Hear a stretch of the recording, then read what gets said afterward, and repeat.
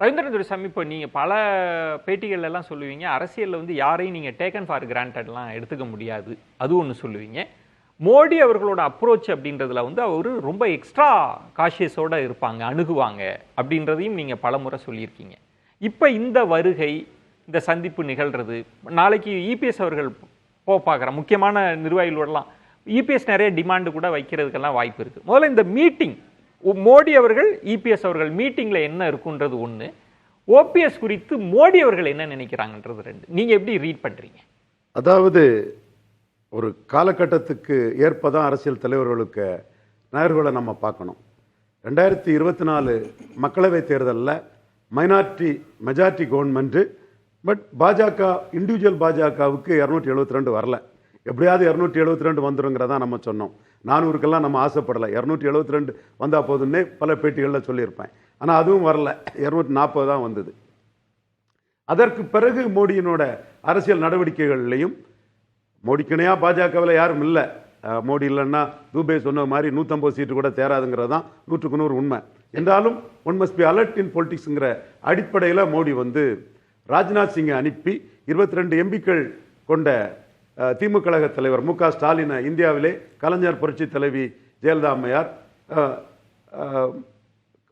மக்கள் தலைவர் எம்ஜிஆர், இவங்களை விட ஒரு பெரிய உயரத்துக்கு மு.க. ஸ்டாலினை வச்சு உண்மை ஸ்பேட் உண்மையா தமிழ் மண்ணில் திமுக கூட கிளைம் பண்ணல. அது கிளைம் பண்ணுனா கிறிஸ்டின் முஸ்லீம் ஓட்டு பாதிச்சிருங்கிற பயம் அவங்களுக்கு இருக்கலாம். அந்த இதை வந்து மோடி வந்து மு.க. ஸ்டாலின் அவர்களுக்கு கொடுத்தாரு. ராஜ்நாத் சிங் வந்து இந்த புரோக்கராத்தையும் தாண்டி கலைஞர் நினைவிடத்துக்கே வந்தார். அங்கே அண்ணாமலையும் கலைஞர் நினைவிடத்துக்கு வர வேண்டிய ஒரு சூழ்நிலை வந்ததுன்னா 2024க்கு பிறகு உள்ள அரசியல் மாற்றம். இதை கருத்தில் கொள்ளாம மோடிக்கு மூவை யார் கணிச்சாலும் அவங்க சரியா இருக்காதுங்கிறது தான் என்னோட பார்வை. 24 தான் மோடி அவர்கள் கணக்கில் இருக்குன்றீங்க? கண்டிப்பா. ஓகே. அதற்கு பிறகு அதிமுக வந்து இப்படியே போனா நம்ம ஒண்ணுமே இல்லை, மோடியும் திமுக காங்கிரஸ் கூட்டணியில் இருக்கக்கூடிய ஸ்டாலினுக்கு தான் மோடியும் மிகப்பெரிய முக்கியத்துவம் கொடுப்பாரு, நம்ம தேடவாரத்து போயிருவோங்கிற சூழ்நிலையில ஒரு கட்டத்துக்குள்ள அவங்க பாஜக கூட்டணிக்குள்ள வராங்க. கூட்டணிக்குள்ள வந்த பிறகும் மோடி என்ன செய்யறாருன்னா ஃபாரின் டெலிகேஷனுக்கு மு.க. ஸ்டாலினுக்கு ரெப்ரசன்டேட்டிவ் கனிமொழியை தான் அனுப்புறாரு. கடைசியா கெஞ்சி கூத்தாடி 10-11 ஒரு உறுப்பினரா தம்பித்துறையை அனுப்புறாரு. ஸோ தமிழ்நாட்டை பற்றிய இன்றைய அரசியலில் மோடிக்க பார்வையில் இது இருக்குங்கிறது 100க்கு 100 உண்மை. ஸோ இந்த பார்வை இது இருக்கக்கூடிய சூழ்நிலையில தான் பப்ளிக் மீட்டிங் எதுவும் முன்னாடி ராம்நாட்டில் பப்ளிக் மீட்டிங் எல்லாம் போட்ட ஒரு சூழ்நிலையெல்லாம் இல்லாமல் பப்ளிக் மீட்டிங் எதுவும் போடலை. அரசு விழாக்களில் வராரு. அண்ணன் சொல்ல மாதிரி வெல்ஃபேரை பற்றி பேசுறாரு. அது அவரோட இன்டர்பிரேஷன். வெல்ஃபேரை பற்றி தான் அந்த இடத்துக்குள்ள பேச முடியும். தனி மீட்டிங் போட்டு இன்னும் பல அரசியல் சூழ்நிலைக்காக திமுகவை கடுமையாக விமர்சிக்கக்கூடிய ஒரு நிலைப்பாட்டை இப்போ எடுக்காண்டான்னு மோடி எடுக்கிறாரு. இன்னொன்று, அதிமுக பாஜக கூட்டணிக்கு வர்றதுக்கு காரணம் மோடியோட சப்போர்ட்டர்ஸ் அண்ணாமலை, ஆடிட்டர் குருமூர்த்தி போன்றவங்கெல்லாம் அதிமுக இல்லாம இன்னொரு அணியை அண்ணாமலை கட்டமைச்சிட்டாரு 18%. மீண்டும் அண்ணாமலையோட பேச்சுகள் நடவடிக்கைகள் வெளிப்படையா சொன்னா சீமா அண்ணன் மாற்று சக்தியா இருக்கிறாரு, சீமா அண்ணன் காசு கொடுக்காம ஓட்டு வாங்குறாரு, சீமான அவர் ப்ரொஜெக்ட் பண்றதெல்லாம் 18+8 மக்களவையில் அணி அமைச்ச கெப்பாசிட்டி மிக்க அண்ணாமலை இன்னொரு அணி அமைச்சிருவாருங்கிற ஒரு புள்ளிக்குள்ளதான் எடப்பாடி பழனிசாமி வாராரு. நான் கேட்பது ரவீந்திரன், நீங்க ஒரு காரணத்தை அடுக்குறீங்க, இபிஎஸ் எப்படி இந்த கூட்டணிக்குள் வந்தாங்க அப்படின்றது. நான் அதுக்கு அடுத்த கட்டமாக நான் பார்க்கிறேன். இப்போ ரொம்ப நாளைக்கு பிறகு மோடி அவர்களும் இபிஎஸ் அவர்களும் சந்திக்க போறாங்க. தேர்தல் குறித்து தான் பேசுவாங்க. அதுல இபிஎஸ் சில டிமாண்டை வைக்கலாம். ஸோ இபிஎஸ் முக்கியங்க 24ல மிகப்பெரிய ஒரு முக்கியத்துவத்தை மோடிக்கு கொடுத்தாரு ஐயா எடப்பாடி பழனிசாமி. உலக அளவுல இந்தியா கூட்டணிக்கு எதிராக என்டிஏக்கு வலது பக்கம் இருந்தாரு. இந்திய அளவிலையும் உலக அளவிலையும் எடப்பாடி பழனிசாமி முக்கியத்துவம் கொடுத்தார். நம்ம நன்றி தெரிவிச்சோம் ஐயா எடப்பாடி பழனிசாமிக்கு. கடைசியில் சீட் ஷேரிங்ல அது முறிஞ்சு போச்சு. 12 சீட்டு கேட்டாரு அண்ணாமலை, 6 சீட்டு தான் கொடுக்க முடியும்னு சொன்னாரு எடப்பாடி பழனிசாமி. முறிஞ்சு போச்சு. இப்பவும் அவங்களுக்குள்ள சீட் ஷேரிங் இருக்கு. அந்த சீட் ஷேரிங்க எதிர்கொள்ளதுக்கு தான் அண்ணாமலை ஒரு அரசியல் பண்றாரு. நாங்க யாரையும் ஏமாத்த மாட்டோம், எங்களையும் யாரும் ஏமாத்த முடியாதுன்னு நீங்க சொல்றீங்க. அண்ணாமலை அவர்கள் சொல்றாங்க, நாளே இபிஎஸ் அவர்கள் இப்படி எல்லாம் பேச வேண்டாம்னு சொல்லுங்க, அண்ணாமலை அவர்கள் இப்படி பேச வேண்டாம். அண்ணாமலைக்கு 5% ஓட்டு இருக்குது. கூட்டணி ஆட்சின்னு சொல்லக்கூடாது. இந்த 18% ஓட்டை கொண்டு வந்தவர் அண்ணாமலை. அவருக்கு 5% வாக்கு இருக்கு பவர் பொலிட்டிக்ஸ்ல. அவர் கல்யாண் சிங் இணையானவர். யூபி கல்யாண் சிங், அங்க 35ல யூபி கல்யாண் சிங், எதியூரப்பாவுக்கு இணையானவர்.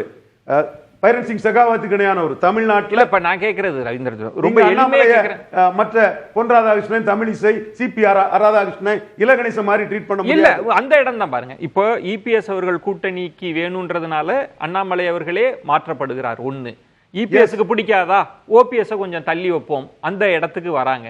ஓபிஎஸ் அதிருப்தியை வெளிப்படுத்தினாலும் கூட வழி அனுப்புறதுக்கு கூட அழைக்க மாட்டாங்க. இன்னும் டிடிவியை கன்ஃபார்ம் பண்ணல. இப்ப இபிஎஸ் சொல்றதானே மோடி அவர்களே கேட்பாங்க.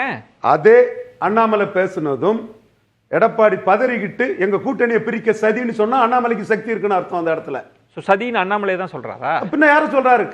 திமுக பொறுத்தவரை சேர்ந்தது நல்லதுன்னு சொல்றாங்க. கிறிஸ்டின் முஸ்லீம் நாளைக்கு இதை கூட கம்ப்ளைண்ட் பண்ணலாமே, நம்ம கூட்டணியை பிரிக்க அண்ணாமலை சதி பண்றாரு பிரதமர் அவர்கள். நீங்க 2 சீட்டுக்கு 1 சீட்டுக்கு முதல்ல கன்ஃபார்ம் பண்ணுங்க.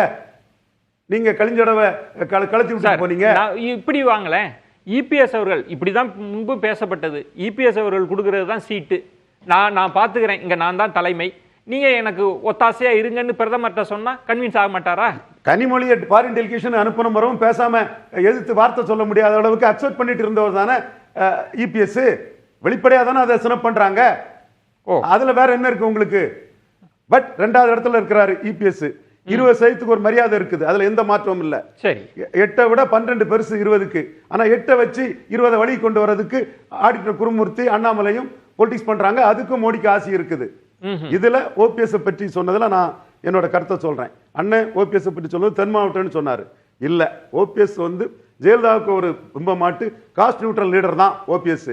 அவர் ரிசைன் பண்ணாம இருந்தா காமராஜ் மாதிரி ஒரு பெரிய லீடரா வருவாருங்க. நான் அந்த காலகட்டத்திலே உங்க நிகழ்ச்சிகளிலே பேசியிருக்கிறேன். அவர் ரிசைன் பண்ணது தவறு. மோடிக்கு வருத்தமும் அவர் மேல அதுதான். இன்னும் ரிசைன் பண்ணி விட்டீங்கன்றதுதானே அதுதான். இன்னும் அதுல ஓபிஎஸ்க்கு இன்னொரு மெரிட் என்ன சொல்றோம்னா 33% வாக்குகள் சசிகலாவையும் தினகரனையும் மீறி இபிஎஸும் ஓபிஎஸும் இரட்டை தலைமையா எடுத்தாங்க. அது ஒற்றை தலைமையா போனதும் அதிமுகவின் தன்மையை மாறிட்டு 2 ஜாதி தலைமையா போயிட்டு அது ஜாதி வாரி கணக்கு. இது எல்லாம் நீங்க பட்டியலிடுறீங்க. ஒரே கேள்வி, இதெல்லாம் தெரிந்திருந்தும் பாஜக அமைதியா இருக்கா ஓபிஎஸ் விஷயத்துல? மெட்டீரியல் பொலிட்டிக்ஸ்ல 2024க்கு பிறகு ஸ்டாலினுக்கு முக்கியத்துவத்தை கொடுக்கறாங்க. அதுக்கு 2வது முக்கியம் 20% ஓட்டுள்ள எடப்பாடிக்கு தான் கிடைக்குது. அதே வேளையில நீங்க ஏற்கனவே 24க்கு முன்னையே ஈரோடு கிழக்கு இடைத்தேர்தலில் ஓபிஎஸ் இல்லாம எடப்பாடி பலகீனம் அடைஞ்சாரு. அதுல சீமான் அவர் தன்னோட ஈர்ப்பு சக்தியால பிரச்சார வலிமையால 7% போனாரு. இவர் 38ல இருந்தவர் 25 குறைஞ்சாரு. இப்ப நீங்க சொல்ற இடம்ன்றது இல்ல, நான் என்னதுக்கு சொல்ல வர்றேன்னா ஓபிஎஸ் நீக்கம்ங்கிறது ஒற்றை தலைமையான போது அதிமுகவின் தன்மை மாறி இருக்கு. அது கொங்கு மண்டலத்திலும் ஓபிஎஸ்க்கு ஓட்டு வரல, ஓபிஎஸ்ஆல பாதிப்பு இருக்குங்கிறதா நான் பதிவு பண்ணேன். நீங்க சொல்றீங்க இப்ப கொங்கு மண்டலத்திலையும் பாதிப்பு, தென் மாவட்டங்கள்லயும் பாதிப்பு. இப்ப மூணு பேருமே ஒரு புள்ளியில இருக்கிறீங்க ஓபிஎஸ் தேவைன்ற இடத்துல.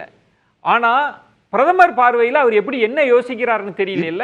20% வாக்கு பலம் கொண்ட எடப்பாடி பழனிசாமி கிறிஸ்டின் முஸ்லீம் ஓட்டுக்காக காங்கிரஸ் கிட்ட ஸ்ட்ராங்கா இருக்கக்கூடிய ஸ்டாலினுக்கு அடுத்தபடியா முக்கியமானவர். இந்த 20% ஓட்டு தான் பேசுது.